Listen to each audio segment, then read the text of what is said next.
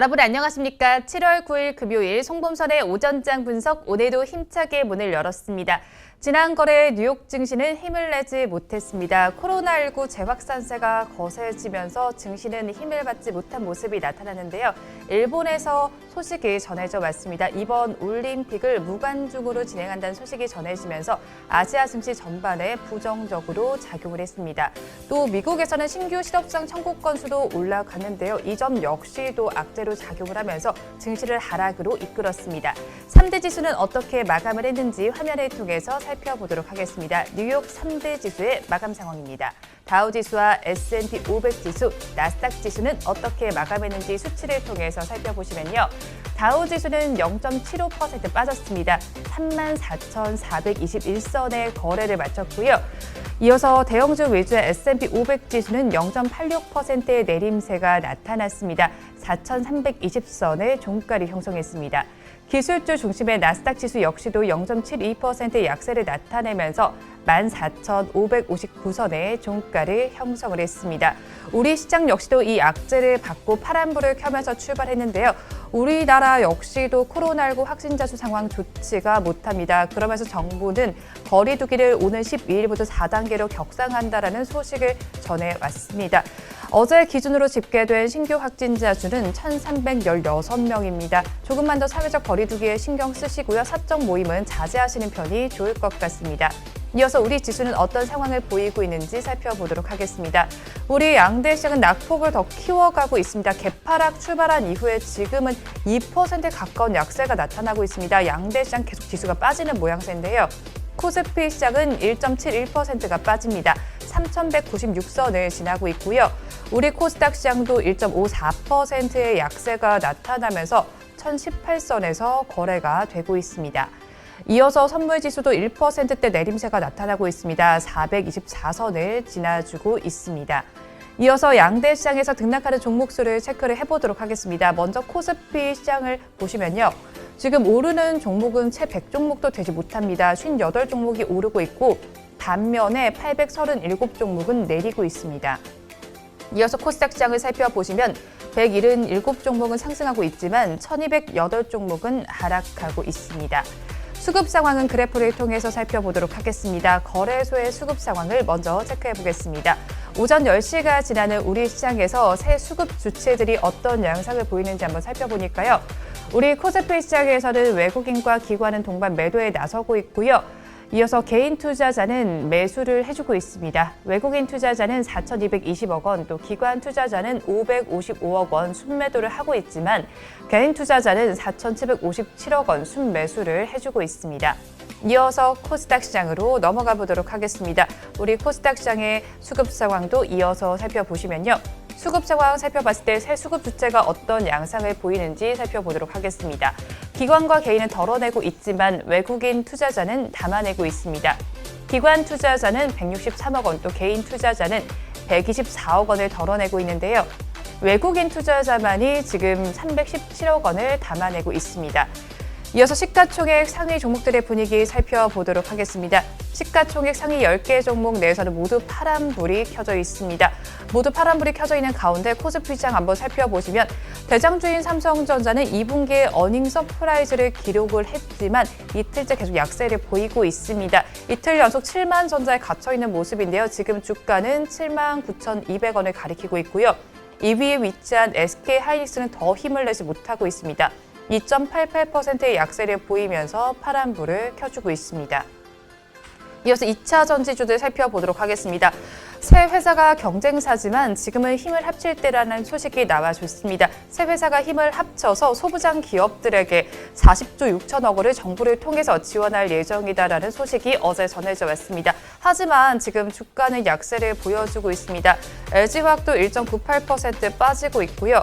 삼성 SDI 역시도 1.5%의 약세 흐름이 나타나고 있습니다. SK이노베이션도 내림세를 보여주고 있습니다. 이어서 오늘은 아무래도 코로나19와 관련한 종목들을 좀 살펴보시면 좋을 것 같습니다. 확산세가 계속 거세지고 있는 상황에서 백신 관련 종목인 SK바이오사이언스가 주목받고 있습니다. SK바이오사이언스의 주가를 한번 살펴보시면 1.27%의 강세를 보여주고 있습니다. 15만 9,500원의 거래가 진행되고 있습니다. 이어서 컨택트 주들 살펴보시면요. 컨택트 주들은 빠지고 있습니다. 코로나 통금에 이어서 이제 약세를 보여주고 있는데요. 하나씩 살펴보시면 대한항공의 경우에는 3.39%의 약세를 보여주고 있고요. 하나투어, 여행 관련주인 하나투어는 2.6%의 내림세 나타내면서 7만 5천 원에 거래가 되고 있습니다. 호텔신라 이어서 살펴보시면 0.86%의 내림세가 나타나면서 9만 2천 원에 거래가 되고 있습니다. 하지만 이런 상황 속에서 택배 그리고 포장과 관련된 수요는 증가하면서 제지주들은 강세를 보여주고 있습니다. 태림 포장의 주가를 한번 살펴보시면 3.79%의 강세를 보여줍니다. 5,480원에 거래가 되고 있고요. 신풍제지 이어서 보겠습니다. 2.12%의 오름세를 나타내주면서 지금 시간에 거래가 되고 있습니다. 이어서 코스닥 시장으로 넘어가 보도록 하겠습니다. 우리 코스닥 시장에서는 어떤 수급 상황을 보이고 있는지, 어떤 양상을 보이고 있는지 빨간불, 파란불 한번 살펴보도록 하겠습니다. 10개 종목 내에서는 혼조 양상이 펼쳐지고 있습니다. 지금 살펴보실 종목은 아무래도 카카오게임즈이실 것 같습니다. 시총 2위 자리에 어제 종가 기준으로 올라간 이후에 지금도 2위 자리를 유지해주고 있습니다. 지난해 말부터 셀트리온 헬스케어와 셀트리온 제약은 1, 2위 자리를 유지하고 있었는데 카카오게임즈가 신작 흥행에 힘입어서 지금 시총 2위까지 올라가 있습니다. 지금도 주가를 빨간불을 켜주고 있는데요. 0.75%의 강세를 보여주고 있습니다. 8만 900원에 거래가 진행되고 있습니다. 이어서 에코프로비엠을 살펴보도록 하겠습니다. 2차 전지 소부장 업체 중에 하나인데요. 0.97%의 강세를 보여주고 있습니다. 해외 양극재 설비 투자를 공식화하면서 오늘 장중에는 52주 신고가를 경신을 한 모습입니다. 지금 주가는 21만 9,100원을 가리키고 있습니다. 이어서 HLB를 살펴보도록 하겠습니다. 주가는 빠지고 있지만 호재성 이슈는 나와 있습니다. 리보세라닉과 제피티닙을 병용으로 경구 투여한 비소세포폐암 1차 치료제의 임상 3상 결과가 성공적으로 마무리됐다라고 밝혀왔습니다. 이어서 진단키트주들 살펴보도록 하겠습니다. 수도권에서 거리두기 4단계가 지금 현실화가 됐습니다. 오는 12일부터 적용이 될 예정인데요. 그러면서 진단키트주들 동반 강세를 보여주고 있습니다. 시즌을 먼저 살펴보시면요. 3%에 가까운 오름세가 나타나주고 있습니다. 93,200원에 주가는 거래되고 있고요. 이어서 휴마시스를 보겠습니다. 휴마시스는 더 큰 상승세를 보여줍니다. 급등 양상 펼쳐지고 있는데요. 14%의 급등 양상 펼쳐주면서 24,700원 선에서 거래가 되고 있습니다. 랩지노믹스까지 살펴보도록 하겠습니다. 6%에 가까운 오름세가 나타나주면서 34,450원에 거래되고 있습니다. 이어서 코스닥 시장에서도 백신 관련주들도 살펴보도록 하겠습니다. 제넥신 주가를 살펴보시면 0.44%의 강보합세를 보여주면서 빨간불을 켜주고 있고요. 셀리드도 보겠습니다. 1.86% 오름세 나타내줍니다. 그래도 장중에 고가보다는 조금 빠지면서 윗꼬리를 조금 더 길게 단 음봉을 형성하고 있습니다. 유바이오로직스까지 살펴보겠습니다. 3.47%의 강세를 보여주면서 46,300원 내외에서 거래되고 있습니다. 이어서 재택근무 관련주들도 살펴보겠습니다. 역시나 코로나19 재유행이 되면서 재택근무도 계속 확산되는 모양새가 나타나주고 있는데요. 그러면서 알서포트의 주가를 살펴보시면 13에서 14%의 급등 양상을 보여주고 있습니다. 거래량도 꽤 많이 붙어있는 상황이고요. 링네트도 이어서 보겠습니다. 5%에 가까운 오름세가 나타나주고 있습니다. 주가는 8,690원 정도를 가리키고 있습니다. ECS까지 보겠습니다. ECS는 6% 내외의 상승률을 보여주면서 지금 시간에 거래가 되고 있습니다. 오늘 코스닥 시장에서 마지막으로 살펴보실 종목은 한국패키지입니다. 거리두기가 강화되면서 음식물 포장재 사업을 하는 한국패키지가 강세를 보여주고 있습니다. 주가를 한번 살펴보시면 4.19%의 강세를 보여주면서 지금 시간에 거래되고 있습니다. 주가는 6,960원을 가리키고 있습니다. 이어서 업종별로는 어떤 움직임을 보이고 있는지 코스피 시장의 하락하는 업종을 짚어보도록 하겠습니다. 지수가 하락하고 있는 만큼 업종 역시도 힘을 내지 못하고 있는 상황이 나타나주고 있는데요. 코스피 시장 살펴보시면요. 그중에서도 가장 힘을 내지 못하고 있는 업종은 철강 및 금속 업종입니다. 3.08%의 약세 보여주고 있고요. 은행 업종도 같은 하락률을 기록하고 있습니다. 보험과 금융업, 증권업종 역시도 하락세가 짙습니다. 이어서 코스닥 시장도 하락하는 업종을 짚어보도록 하겠습니다. 코스닥 시장 역시도 개파락하는 만큼 지금 하락하는 업종이 대다수의 업종으로 나타나고 있습니다. 금융과 건설 업종, 그리고 비금속 업종, 운송 장비, 부품, 통신 서비스 업종들이 지금 상위 5개 업종으로 많이 빠지고 있는 모습이 나타나고 있습니다. 이어서 외국인들은 어떤 수급 양상을 펼치고 있는지 상위 3개 종목을 중심으로 체크를 해보도록 하겠습니다. 외국인들은 지금 시간을 기준으로 봤을 때 삼성 SDI와 SK텔레콤, 카카오는 순매수를 해주고 있지만 반면에 삼성전자와 네이버, SK하이닉스는 순매도를 하고 있습니다. 지금까지 시황은 저와 함께 보셨고요. 자세한 분석은 전문가님 모시고 해보도록 하겠습니다.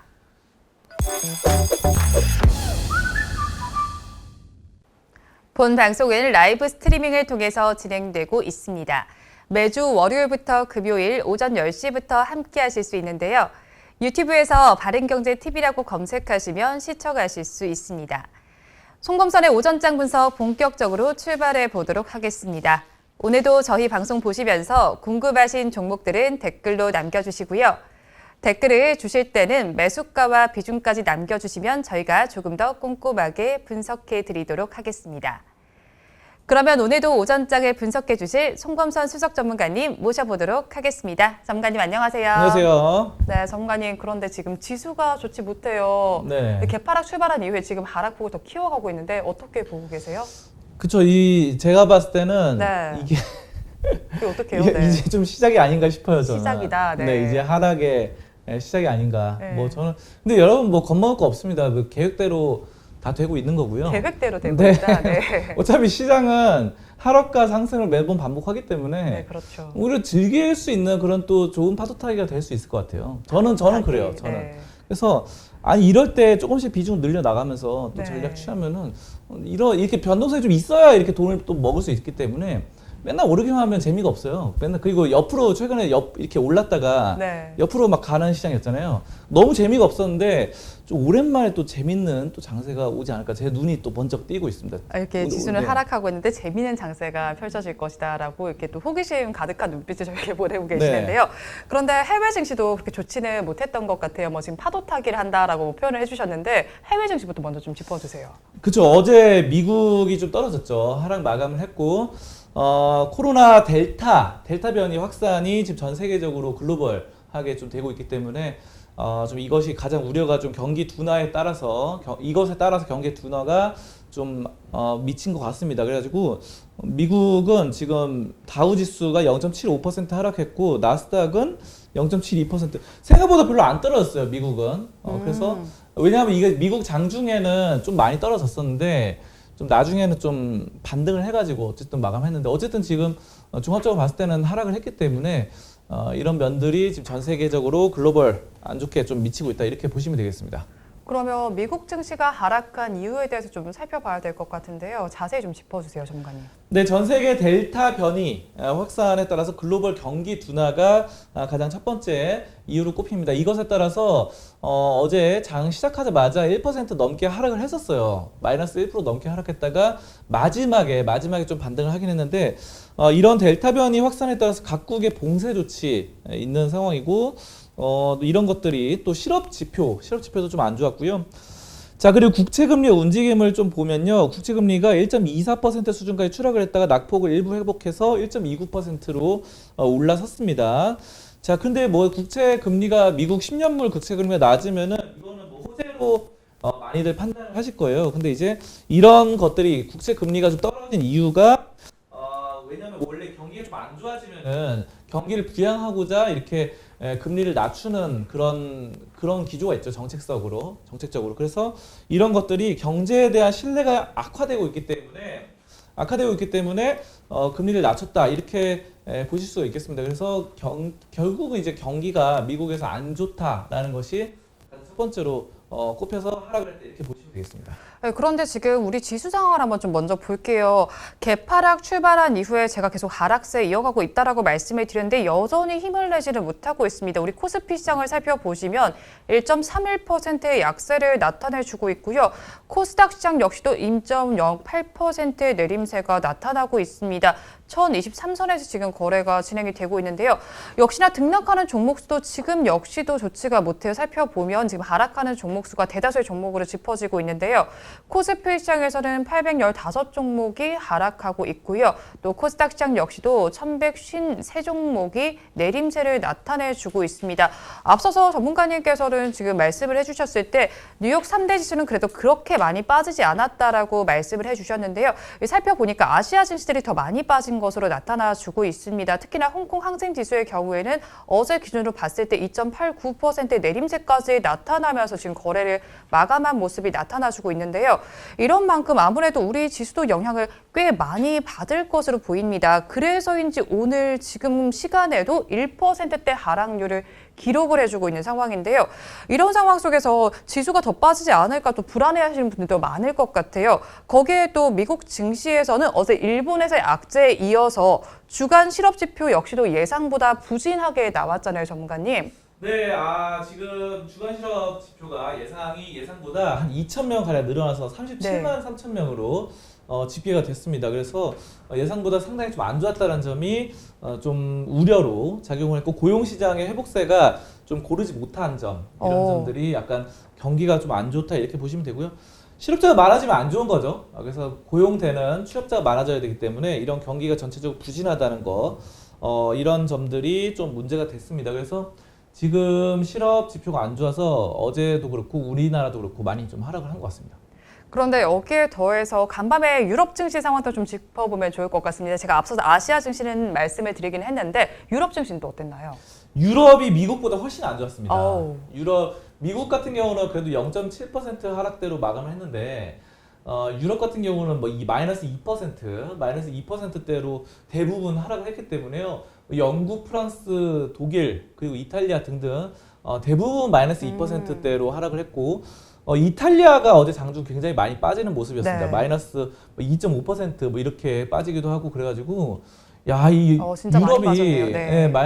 이탈리아가 마이너스 2.5%. 근데 지금은 좀 뭐 이렇게 독일이나 영국은 좀 플러스는 아니고 마이너스 1%대로 마감했지만, 어제 장중에는 제가 그 잠들기 전까지 마이너스 2%대였어요. 그래가지고 어제 10시, 11시 때는 네. 마이너스 2%대로 되다가 좀 약간 회복을 하긴 했지만 어쨌든 마이너스대로 하고, 이탈리아가 제일 마이너스 2.5%로 약세로 끝났는데, 이게 왜 그러면요. 그 코로나가 가장 심각한 것 같아요. 코로나가 델타 변이가 이제 인도에서 시작해서 영국으로 퍼져가지고 지금 난리잖아요. 난리고 우리나라도 뭐 지금 해가지고 1,300명 넘어서 또 역대 최다 이렇게 기록하는데, 이거를 또 좀 잡기가 힘든 것 같아요. 또 그 변이 바이러스가 나오고 변이에 이렇게 나오다 보니까 이게 지금 언제까지 될지 좀 약간 힘들기도 하고, 우리나라 같은 경우도 뭐 4단계 했고 이러다 보니까요.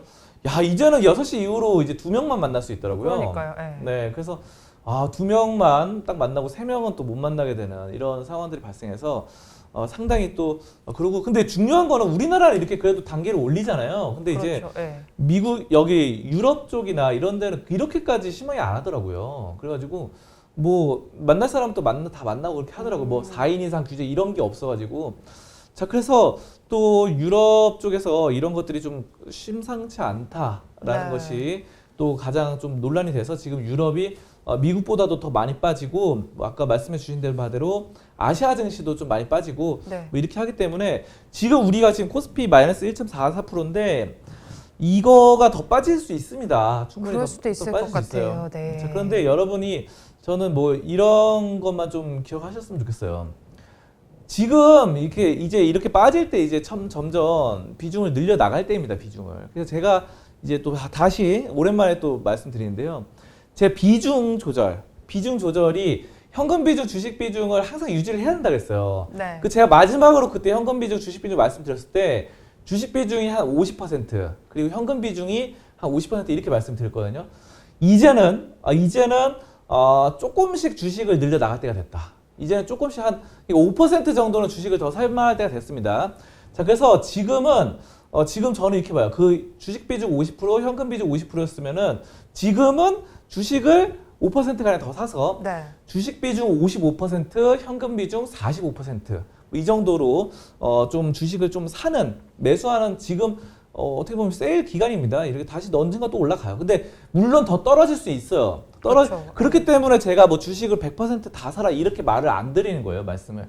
그래서 주식을 지금 이제부터 천천히 모아 나간다면은 또 다시 올랐을 때 이 평균 단가가 낮아졌기 때문에 평균 매수가가 다 낮아져서 또 조금만 올라도 금방 회복이 되거든요. 그래서 처음에 매수하셨던 가격보다 만약 고점에서 사신 분들은 그거만큼 안 돼도 되기 때문에 조금만 올라도 다 회복이 되고 수익권으로 돌아설 수 있기 때문에 지금을 좀 기회로 좀 삼으시는 전략 한번 취해 보시면 좋을 것 같습니다. 네, 델타 변이의 확산세가 다시 또 증시를 짓누르고 있습니다. 우리나라만의 문제는 아니고요. 글로벌 전반적으로 증시가 짓눌리고 있는 상황입니다. 오늘 장중에 지수가 더 빠질 가능성도 나타날 수 있을 것 같은데요. 조금 지켜보시면 좋을 것 같습니다. 이어서 다음 주제는 화면으로 보겠습니다. 이번 주제 보도록 하겠습니다. 오늘은 셀트리온 그룹주를 좀 전반적으로 보도록 하겠습니다. 일단 어제 코스닥 시장에서는 시총 2위 자리가 바뀌었습니다. 이 카카오 게임즈가 셀트리온 제약을 밀어내고 2위에 올라섰는데요. 항상 시총 1, 2위 자리에는 셀트리온 헬스케어와 셀트리온 제약이 있었던 것 같은데 지각 변동이 나타났다고 봐야 할까요, 전문가님? 그렇죠. 근데 저는 그렇게 봐요. 지각 변동까지는 아니고 네.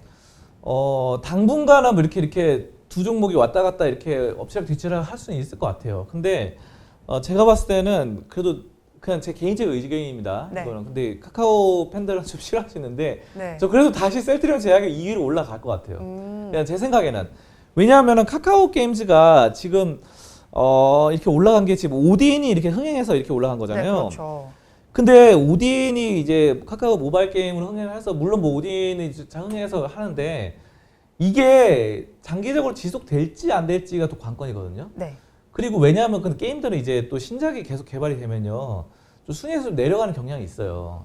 그렇게 강력했던 뭐 리니지라던가 아니면 예전에 여러분들 뭐 이런 게임들 많이 모바일 게임 해보시면 아시겠지만 한 5년 전, 3년 전에 했던 게임들은 지금 막 다 내려가 있거든요, 순위에서. 네. 진짜 옛날에 진짜 초창기 뭐 했던 뭐 애니팡 이런 거 있잖아요. 애니팡 이런 거 지금 5위권 안에도 못 들어요. 애니팡이라던가 뭐 드래곤플라이 뭐 다함께 차차차 이런 거 해보신 기억도 있을 거예요. 자, 그렇게 한 시대를 뭐 쿠키런이라던가 이런 네. 풍미했던 게임들이 다 이게 좀 약간 신작이 나오면 다 밀리더라고요. 진짜. 근데 어떤 건 스테디셀러로 10위권 안에 꾸준히 있는 거 있는데 그래도 대부분 다 이렇게 조금씩 밀려요. 밀려서 뭐 굉장합니다. 이 외국 게임들도 그렇고 뭐 우리나라에 이렇게 새로 들어오는 것들 다 그렇기 때문에 근데 요거를 이제 수익성 사업으로 계속 이어 나갈지가 관건인데 물론 오딘이 지금은 흥행하고 있는데 이게 나중에 가면 또 신작 게임 또 다른 회사 뭐 많잖아요. 네. 넷마블의 뭐 신작 게임이라던가 아니면은 뭐 되게 많잖아요. 여러 게임사들이 그쪽에서 또 카카오 게임즈 자체적으로도 또 신작을 또 개발합니다. 개발하고 또 다른 유수의 굉장히 많은 회사들이 하는데 이게 순위가 계속 바뀌기 때문에 또 외국에 뭐 지금 뭐 텐센트 인수한 뭐 그런 회사라던가 뭐 라이엇 게임즈라던가 뭐 등등이 굉장히 많이 또 요즘은 PC 게임들이 모바일로 많이 이렇게 들어서는 시장이거든요. 자, 그렇기 때문에 리니지가 그 대표적이었고 뭐 그 밖에 뭐 최근에 뭐 블리자드 쪽에서 디아블로도 뭐 모바일로 만든다고 하는데 네. 디아블로가 PC 게임으로 굉장히 인기가 많았었던 게임이죠. 디아블로 2, 3 다 인기가 많았는데 원도 그렇고 근데 이런 것들이 계속해서 모바일로 들어서면은 이게 또 저는 뒤바뀔 것 같아요. 언젠가는. 그렇기 때문에 제가 그냥 객관적으로 제 생각으로 말씀드리면요. 네. 그래도 셀트리온 제약은 꾸준한 유통망이 국내 시장에서 형성돼 있고 이게 하루아침에 뒤바뀌고 뒤엎쳐지고 이렇게 되지 않거든요. 근데 게임 시장은 그렇지가 않아요. 제가 딱 봤는데 몇 년 저도 게임 유저로서 한 명의 게임 유저로서 말씀드리는 겁니다. 그러면은 이거는 분명히 순위가 바뀌고 지금 1위 하던 게 10위권 밖으로 내려간 게 진짜 많아요. 예전에. 진짜요? 네. 대부분 다 그랬죠. 지금 뭐 생각해 보시면 다 그럴 거예요. 그래서 이런 것들이 또 이게 카카오 게임즈 우리나라 게임이잖아요. 네. 근데 이제 이런 것들이 외국의 또 게임사가 이제 엄청나게 많기 때문에 모바일 게임을 노리고 저는 솔직하게 말씀드려서 셀트리온 제약이 다시 올라갈 것 같아요. 2위로. 근데 이거는 뭐 모르는 겁니다. 당분간은 엎치락 뒤치락 할 것 같아요. 뭐 그렇다고 말씀드리겠습니다. 근데 뭐 어제도 그렇고 오늘도 지금 살펴보면 셀트리온 그룹주들은 전반적으로 다 힘을 내지 못하고 있는 상황인데요. 이게 제약 바이오주 업종 전반의 문제인지 아니면 셀트리온 그룹주만의 문제인지도 좀 궁금하거든요. 그렇죠. 제약 바이오 업종이 약간 부진하긴 했어요. 최근에. 네. 최근에 부진하겠는데 어제 같은 경우는 삼성 바이오로스는 뭐 소폭 상승했는데 셀트리온 쪽은 뭐 그렇게 좀 좋지는 않았습니다. 그래서 업종 자체 문제는 아닌 것 같아요. 그러니까 문제라는 게 뭐냐면은 네. 주가가 이제 최근에 바이오 제약 업종이 약간 안 좋은 건 맞아요. 근데 이제 또 100% 그렇다고 보기는 좀 힘들어요. 셀트리온 그룹주는 그런데 이제 예를 들어서 시젠이라던가 아니면 휴마시스 이런 쪽은 또 굉장히 좋았잖아요. 그쵸, 최근 흐름이. 네. 그렇기 때문에 그 시젠 뭐 진단 키트가 약간 다르긴 하지만 뭐 그렇다고 쳐도 뭐 엑세스 바이오라던가 최근에 막 이런 종목들은 바이오가 들어감에도 불구하고 굉장히 좋았거든요. 네. 그래서 업종 전체를 그렇게 볼 수는 없겠고, 제가 봤을 때는 그냥 뭐 세력들이 셀트리온 쪽에서 많이 좀 빠져나가서 그런 게 아닌가. 또 공매도 세력이 좀 많이 하락으로 좀 이어가지 않았나. 셀트리온은 그렇게 보고 있습니다. 자, 그래서 좀 악재도 몇 가지 있는 상황이고, 레키로나의 기대 이하의 성과, 미국 트럭시마 성장률 하락에 따라서 셀트리온 헬스케어 1분기 실적 쇼크 뭐 이런 것들 공매도 재개 공매도 세력이 자꾸 내려 누른다 이런 것들이 셀트리온의 좀 약간 약세 요인이 아니었나 이렇게 보고 있습니다. 근데 뭐 저희가 방송을 통해서 셀트리온 여러 번 다뤄드리긴 했는데 호재성을 많이 이슈를 다뤄드렸거든요. 그럼 이 상승 모멘텀은 여전히 유효할까요? 그렇죠. 상승 모멘텀은 유효하다고 보고 있습니다. 셀트리온이 지금 뭐 램시마 SC라든가 유플라이마 레키로나주 이런 것들이 이제 유럽 시장에 본격화하게 진출하고 네. 이런 실적 추정치가 추가적으로 상향될 수 있다고 보고 있고요. 지금 셀트리온 헬스케어가 이제 해외 매출을 담당하고 있기 때문에 영업이라던가 이런 것들 좀 표로 한번 보시면요. 네. 지금 계속 올라가잖아요. 딱 보면 올라가잖아요. 이 노란색이라던가 그러네요. 아니면은 뭐 매출이 파란색입니다. 파란색이 지속적인 성장세에 나타납니다. 지금 사실 2021년이죠. 우리. 네. 그래서 중간에 21F 요겁니다. 근데 18년부터 21년까지도 계속해서 영업이익 회색과 매출이 계속 올라갔어요. 올라갔는데 지금 22년, 23년, 24년도 계속해서 업계의 동향에 따르면은 이렇게 올라간다고 거의 예상하고 있습니다. 근데 이게 지금 당장 내일도 모르면서 2년, 3년 뒤를 어떻게 알아 이렇게 말씀하시는 분도 있을 거예요. 네. 근데 뭐 항상 말씀드리지만 셀트리온이 이제 뭐 유플라이마라던가 이런 것들은 이제 해외 이 특허 만료 기간 있잖아요. 미국이라던가 유럽 같은데 미국, 유럽 이런 쪽에 특허가 만료 스텔라라 이런 것들 그 바이오시밀러 복제약이기 때문에 그 원본이 특허 만료가 23년, 24년에 2023년, 2024년에 만료가 되면은 그때 이제 본격적으로 스텔라라 이거를 판매해가지고 이렇게 뭐 되는 거거든요. 자, 그렇기 때문에 그때 그거 판매만 되면은 그렇다고 아예 하나도 안 팔리지는 않을 거 아니에요. 지금이 준비 단계입니다. 준비하고 있는 게 그때 이제 본격 런칭이 시작되기 때문에 그때 뭐 아예 안 팔리진 않고 어느 정도 팔릴 건데 원본 약보다 아무래도 그 복제약이 가격이 싸기 때문에 이거를 이용하시는 분들이 많을 거예요. 그러면은 저는 뭐 이런 것들이 당연히 올라간다 이렇게 보고 셀트리온 같은 경우는 이렇게 보셔야 될 것 같아요. 셀트리온은 뭐 단기적으로 뭐 이렇게 확 올라붙는 거 이런 거 기대하기보다는 2023년, 2024년까지는 수주 예약이 그래도 돼 있기 때문에 이런 것들 기대하면서 좀 접근하시면은 크게 무리가 없겠다 이렇게 보시면 되겠습니다. 그리고 또 2분기 어닝 시즌이 본격적으로 시작이 된 만큼 셀트리온 그룹주 전반적으로 컨센서스도 좀 궁금하거든요. 하나씩 좀 짚어주세요. 네, 2분기 이렇게 셀트리온 매출과 영업이익이 매출은 4,812억 원 가량으로 뭐 전년 동기 대비 12% 가량 늘 것이다. 뭐 이런 말이 나오고 영업이익도 2,100억대, 2,000억에서 2,100억대로 한 16% 가량 늘어난다 이렇게 보고 있고요. 뭐 전망치기 때문에 뭐 네. 약간씩 다 다를 겁니다. 뭐 증권사마다 다 다르고 사람마다 다 보는 각도는 다 다른데 어쨌든 매출은 한 12% 가량 늘어나고 영업이익도 한 16% 가량. 어쨌든 상승입니다. 10% 이상만 상승하면은 저는 굉장히 또 고성장이라고 보고 있어요. 10% 이상만 올라준다면은 성장성 유지가 굉장히 고성장으로 가고 있다 이렇게 보고 있고요.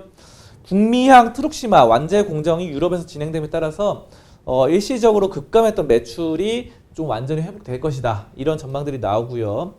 아무튼 뭐 램시마 SC나 유플라이마, 레키로나 이런 것들 계속해서 좀 앞으로 레키로나가 좀 약간 최근에 좀 부진했다 이런 말들이 있는데 저는 지금 보시면요. 지금 또 코로나 늘어나잖아요. 네, 코로나 그렇죠. 늘어나고요.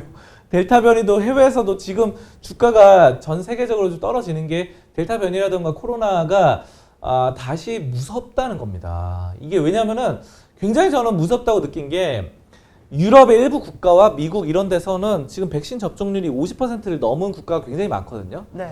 근데 50%를 넘었다는 거는 어린애들 뭐 백신 여러분들 화이자라던가 이런 아스트라제네카 보시면 아시겠지만 18세 이상, 뭐 19세 이상 이렇게 접종률이에요. 최저 연령층이. 그래서 어린 친구들이랑 또 고연령층 완전 이제 80대, 90대 이상을 빼면은 50% 맞았던 대부분의 국민들이 맞은 거예요. 근데도 다시 한번 또 영국에서 늘어나고 이스라엘에서도 막 다시 몇백 명대로 늘어났더라고요. 몇백 네. 명대로. 그래서 그때 이스라엘 제가 그때 진짜 적게 봤을 때 그 마스크 벗고 다녀도 된다 이랬을 때 그때 막 한 5명, 막 7명, 10명 이런 것도 봤거든요, 제가. 진짜로 하루 확진자가.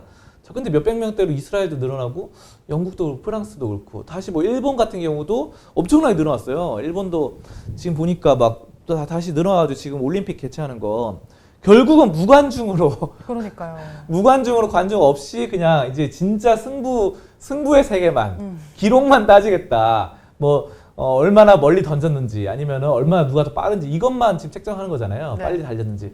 그래가지고 이게 진짜 승부 기록만 해가지고 이제 TV로 방영이 되지 않겠나. 이런 것들이 봤을 때 그 원래 그러면 올림픽은 이제 세계인들의 축제 그래가지고 세계인들이 이렇게 모여가지고 원형 경기장에 막 응원도 하고 막 노래도 부르고 막 이렇게 해야 되는데 그렇죠. 이게 이제 그런 게 아니라 축제가 아니라 그냥 단순한 기록 측정. 누가 더 빨리 달렸어.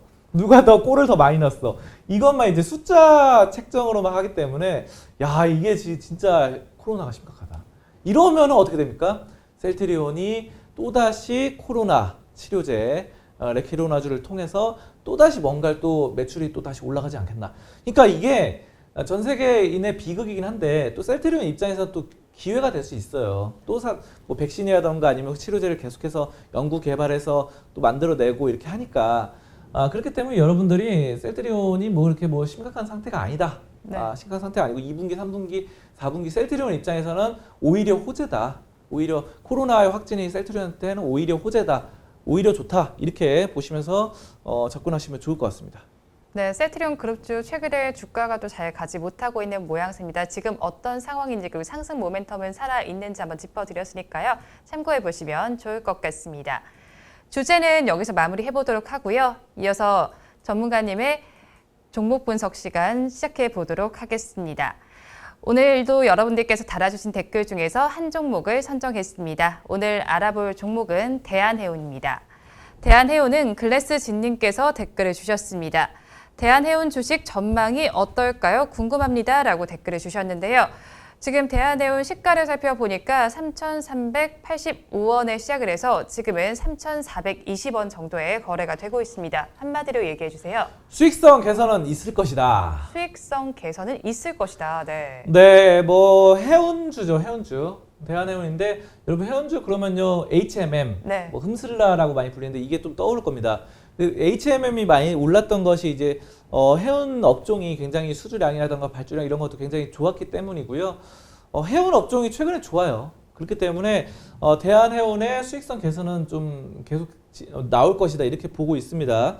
자, 천연가스, 원유 이런 원재료를 선박으로 운송하는 이런 해상 운송이 계속해서 좀 좋아지고 있습니다. 그래서 시장이 회복되고 있고 뭐 여러 가지 영업이익이 최근에 뭐 20% 가량 증가를 했다고 합니다. 대한해운에. 자, 그래서 LNG 사업 부문 뭐 이런 것들 여러 가지 가스라던가 가스 다 이 배로 날라요. LNG, LPG 이런 것들 대형 선박으로 해가지고 미국에서 뭐 우리나라로 실어오고 또 다른 나라로 가고 뭐 이런 것들. 그러니까 가스, 벌크선 이런 거, LNG선 이런 것들이 이제 해운 업종이에요. 그래서 조선주는 이제 배를 만드는 거고 네. 해운은 그 조선주가 만들었던 배를 갖고 운송을 한 거죠. 배를 갖고 이제 가스를 다른 나라로 옮기는 역할입니다. 그러니까 옮기는 거고 트랜스포터죠, 트랜스포터. 그렇게 하면서 옮기는데 이제 비행기로 가면 그 비행기가 아무리 좀 큰 비행기를 하더라도 양이 한정돼 있잖아요. 근데 배는 진짜 이런 커다란 선박이 비행기 한 10배를 실을 수 있어요. 이렇게 컨테이너 박스 막 겹겹으로 막 몇 층까지 싣고 컨테이너 박스 여러분들 보시면요. 막 몇 단계로 막 실어가지고 막 3층, 5층까지 막 실어 올리거든요. 그래서 가보시면 저는 직접 본 적 있어요. 거제도 그쪽에서. 근데 네. 이게 엄청 높아요. 이게 거의 빌딩 같아요. 컨테이너 박스 이렇게. 그래서 그런 것에서 본다면요. 이거 그리고 야, 그 배를 그 화물선 타보신 분들은 아실 텐데 진짜 화물선이 높거든요. 그러니까 간단한 그 돛담배 이런 게 아닙니다. 돛담배에서 노조하고 이런 스타일이 아니라 거기서 그냥 떨어지면요, 진짜 이 높이가 몇 층 높이기 때문에 빌딩 거기서 떨어지면 죽을 수 있어요. 그래서 사건 사고도 많습니다. 그래서 배 만들다가 이렇게 하다가 거기서 이렇게 용접하고 이렇게 하잖아요. 용접하고 후판 작업 이런 거 하다가 떨어져서 사망한 사고도 굉장히 많아요. 배. 아무튼 그렇기 때문에 배가 굉장히 큰 배로 제가 말씀드리고 싶은 큰 배로 비행기 양의 5배에서 10배를 실어서 나갈 수 있기 때문에 해운 업종이 뭐 이렇게 중단된다거나 이런 건 없을 것 같아요. 그리고 우리나라 해운 업종은요, 굉장히 또 저는 좋게 보고 있는 게, 우리나라가 또 어떤 나라입니까? 이 장보고의 나라 아니겠습니까? 또 이순신의 나라잖아요. 그 옛날에 이렇게 해상 무역의 중심인 게, 아시아 중심인 게 우리가 이렇게 삼면이 또 바다잖아요. 삼면이 바다라서 일본과 중국 가운데 있는 나라, 또 동남아시아로도 남쪽 또 갈 수 있는 그런 나라고, 또 동쪽으로는 저 태평양이 펼쳐져 있어서 미국, 뭐 호주 다 갈 수 있는 그런 나라이기 때문에, 야, 해상 무역의 중심입니다. 허브예요, 해상 무역이. 그렇기 때문에 우리가 배를 통해서 이렇게 일본에서 뭐 중국 가다가도 이렇게 거칠 수 있는 거고, 우리나라를 통해서. 그렇기 때문에 이게 중간 다리 역할을 해운주들이 잘해줄 수 있기 때문에 저는 대한해운 뭐 괜찮게 보고 있어요.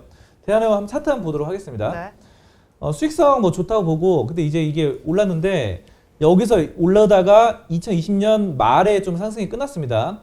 상승이 끝났다가 지금 횡보하고 있는데요. 뭐 나쁘지 않은 것 같아요. 크게 나쁘지는 않고, 저는 뭐 괜찮다고 보고 있습니다. 저는 차라리 그 수익성 면에서는 HMM이 더 낫거든요. HMM도 한번 비교를 해서 볼까요? HMM 말이다. HMM 보는데 수익성은 이게 성장성이 HMM이 좋긴 한데, 중요한 건 HMM 너무 많이 올랐어요. 많이 올랐어요. 그렇죠. 그래서 네. 이거를 좀 들어가기보다는 해운주를 하고 싶다라고 한다면 HMM보다는 차라리 대한해운이 나은 것 같아요. 그래서 왜냐면 저는 너무 많이 오른 거 별로 안 좋아합니다. 뒤에 이렇게 많이 오른 거 따라 들어간 거 안 좋아하고, 차라리 이런 종목을 HMM 잡을 거였으면 저점에서 잡았어야죠. 자, 그런 식으로 판단을 한다면은 대한해운이 해운주 중에서도 나쁘지 않은 그런 종목이다, 이렇게 말씀을 드리겠습니다. 네, 대한해운에 대해서 수익성은 있을 것이다라고 분석을 해주셨는데요. 해운주 하면 가장 많이 떠오르는 종목이 바로 HMM이실 겁니다. HMM보다는 차라리 대한해운에 접근하시는 전략 한번 취해보시면 좋을 것 같습니다. 종목 분석은 여기서 마무리해보도록 하고요. 이어서 전문가님의 관심 종목을 체크해보는 송범선의 시선 시간입니다. 오늘 전문가님의 레이더망에는 어떤 종목이 걸려 있었을까요? 전문가님, 오늘은 어떤 종목 가지고 오셨나요? 네, 오늘은 삼성생명입니다. 삼성생명. 네. 네, 삼성생명이 이게 호재가 있는데요. 삼성생명은 원래 좋은 회사였고, 네. 원래 좋은 회사고 생명보험 회사 1위입니다. 1위고, 그런 게 지금 10년 넘게 지금 지속이 되고 있고, 뭐 삼성생명은 뭐 사랑입니다, 뭐 이런 로고도 있고 해가지고 굉장히 사람들이 좀 신뢰가 가요. 신뢰를 하고 있어요. 그래서 그리고 지금 공공의료 데이터 사용을 승인을 받았어요. 그래서 보건당국으로부터 받았는데 6개 보험사가 받았습니다. 삼성생명만의 호재는 아니에요. 근데 이제 공공의료 데이터가 이제 환자들이라던가 이제 보건의료 분야의 데이터를 활용을 할 수 있어요. 근데 예전에 2017년 때 활용을 할 수 없도록 바뀌었어요. 그러니까 개인들의 이런 보안법 이런 거겠죠. 개인 정보가 유출된다 이런 것 때문에 그런데 요게 다시 풀렸습니다. 공공의료 데이터. 그래서 환자들의 이제 병이 있는지 없는지. 그러니까 사실 이게 뭐냐면요, 환자들 입장에서 별로 안 좋아요. 그러니까 내가 만약에 병이 있다, 지병이 있다 그러면 이제 근데 보험 가입하고 싶어요. 그럼 보험료가 올라가요. 한 달에 얼마씩 납입하는 거 있잖아요. 그게 이제 뭐 6만 원 내다가 한 달에 뭐 그게 9만 원 올라가고 이런데, 이 역발상으로 반대로 생각해 보면 보험사는 굉장히 좋은 겁니다. 그래서 환자들, 그러니까 우리는 안 좋아요. 우리 일반 사람들 보험 가입하고 싶은 사람은 안 좋고, 또 이런 것들이 왜냐하면 병이 하나하나 다 드러나기 때문에 지병이라던가 이런 것들. 그래서 어쨌든 지금 이런 거기 때문에 보험사는 수익성이 개선될 수밖에 없는 상황이고, 그 중에서 생명보험 1위 바로 삼성생명이 가장 또 수혜를 볼 것이다. 저는 이렇게 보고 있고요. 손해보험사랑 생명보험사, 손해보험에서는 암보험이라던가 아니면은 종신보험이 없어요. 또 그리고 근데 삼성생명은 암보험, 종신보험 이런 걸 할 수 있기 때문에 이런 생명보험 쪽에서 이런 것들이 또 가장 좀 부각이 될 수 있다, 이렇게 보고 있고요. 또 요즘 뭐 코로나가 네. 또 굉장히 또 이렇게 많이 들끓고 있잖아요. 이럴 때일수록 사람들이 또 내가 언제 죽을지도 모르겠다. 이런 약간 죽음에 대한 공포 아니면은 또 병에 걸렸을 때 어떻게 해야 될까? 또 치료를 받아야지. 이런 것 때문에 보험을 가입할 수 있는 사람들이 많이 이렇게 생각을 할 수 있습니다. 네. 이 질병이 만연하게 나오면은 그러면 또 삼성생명 수익이 올라갈 수 있고 그렇기 때문에 삼성생명 굉장히 좋은 회사입니다. 좋은 회사인데 한번 차트 한번 보도록 할게요. 네. 그렇게 호재가 많고 한데 최근에 떨어졌어요. 떨어져서 오늘 2.5% 떨어졌습니다. 그래가지고 저는 이게 좀 매수의 기회가 아닌가 이렇게 생각이 돼요. 그래서 삼성생명 보험회사 예전에 저는 보험회사 상당히 원래 좋게 봤기 때문에 예전에 몇 번 말씀드렸어요. 이 방송에서도. 근데 네. 제가 말씀드렸을 때가 2월에서 한 4월쯤에 2월에서 4월쯤에 이때 한 요 정도 때 많이 말씀드렸거든요. 제가 지금 표시할 때. 네. 근데 이렇게 올랐잖아요. 오르고 대부분의 보험사들 올랐어요. 뭐 현대해상이라던가 아니면 제가 몇 개 말씀드렸던 보험사들 다 올랐는데 삼성화재 우도 말했고요. 그것도 올랐어요. 근데 이제 5월을 기점으로 좀 떨어졌거든요. 자, 그러니까 지금 상당히 좀 좋은 기점입니다. 그러니까 여러분이 이거를 5월에 만약에 2월에서 3월 때 이때 사가지고 이만큼 수익 났으면 팔고 지금 떨어졌을 때 다시 한번 산다면은 이거 다시 올라갈 가능성이 높습니다. 그래서 제가 봤을 때 삼성생명 굉장히 좋은 회사고 월봉으로 볼게요. 월봉으로 보시면요. 삼성생명이 상장을 2010년도 했는데 처음 상장했던 시점보다도 지금 낮은 시점이에요. 야, 이 삼성생명 진짜 처음에 2010년에 상장했을 때 저 기억합니다. 이때 처음에 상장하자마자 코스피 5위권 안에 들었어요. 시가총액 5위권 안에 들어서 진짜 공룡이 들어왔다. 지금 아무리 막 상장 IPO에서 상장 신규 상장해도 코스피에서 5위권 안에 들어서긴 쉽지 않잖아요. 그렇죠. 근데 삼성생명은 처음부터 엄청난 공룡이었습니다. 지금 제가 봤을 때 역대 최대 공룡이었던 것 같아요. 삼성생명이 신규 왜냐면 이거는 2010년 전에도 덩치가 컸었는데 일부러 상장을 안 했어요. 삼성생명은 90년대 때부터 엄청 잘 나갔습니다. 수익성이 좋아가지고 일부러 상장 안 하고 꽉 잡고 있다가 일부러 기업 공개를 늦게 전략적으로 한 거죠. 그러니까 원래 또 좋은 회사들은 경영자들이 내가 다 100% 보유하면 되죠. 이 수익성을 지분 100% 보유한 사람이 다 가져가니까. 그래서 안 팔아요. 지분 공개하고 이거 기업 공개한다는 것 자체는 이제 어느 정도 이게 내 주식을 나눠주겠다. 야, 너네들한테 나눠줄게. 좀 사라. 이런 거기 때문에 파는 거죠. 그래서 이런 주식들이 근데 이제 기업 공개한 이후로도 지금 떨어져 있는 이 가격대. 근데 저는 그렇게 보거든요. 그럼 2010년보다 지금 삼성생명이 더 안 좋아졌냐? 훨씬 좋아졌습니다. 훨씬 좋아졌어요. 지금 보시면요. 삼성생명 얼마나 좋아졌는지 제가 볼게요. 네. 연간 보시면요. 연간으로 한번 보십시다. 이거 보시면요. 2016년보다 지금 매출이 올라가잖아요. 올라가고 네. 아무튼 좋아졌어요. 영업이익도 9,800억이었는데 9,800억인데 지금 2020년에 뭐 이렇게 1조 7천억대까지 올라갑니다. 영업이익 올라가고 뭐 당기순이익은 좀 떨어졌네요. 어쨌든 흑자죠. 그러니까 다 흑자고 영업이익이 올라갔다는 거 여러분들이 좀 보실 수 있겠고요. 부채가 많은데 이거는 보험회사가 원래 부채가 많아요. 그리고 유보율도 45,000%입니다. 야, 이 1000%만 넘어도 많다 그러는데 45,000%에 PBR이 0.33에다가 현금 배당도 3.2%나 줘요. 매년 3% 이상 은행 이자보다 많이 줍니다. 저는 그래서 삼성생명이 상당히 좀 매력적인 구간이다. 지금 이렇게 보시면서 삼성생명 한번 눈여겨보자 이렇게 말씀드리겠습니다. 네, 삼성생명 공공의료 데이터도 승인을 받았고 여러 가지 호재성 이슈도 있지만 주가가 반영되지 못한 상황입니다. 상장 당시보다도 지금 낮은 가격에 거래되고 있는 만큼 한번 관심 가져보셔도 좋을 것 같습니다. 오늘 말씀은 여기까지 듣도록 하겠습니다. 고맙습니다. 감사합니다. 오늘도 저희 방송 보시면서 궁금하신 종목들은 댓글로 남겨주시고요. 댓글을 주실 때는 매수가와 비중까지 남겨주시면 저희가 조금 더 꼼꼼하게 분석해 드리도록 하겠습니다. 우리 양대시장 여전히 1%대 약세를 보여주고 있습니다. 코스피 시장은 3,200선 아래에서 거래가 되고 있고요. 코스닥 시장은 1,020선 아래에서 거래가 진행되고 있습니다.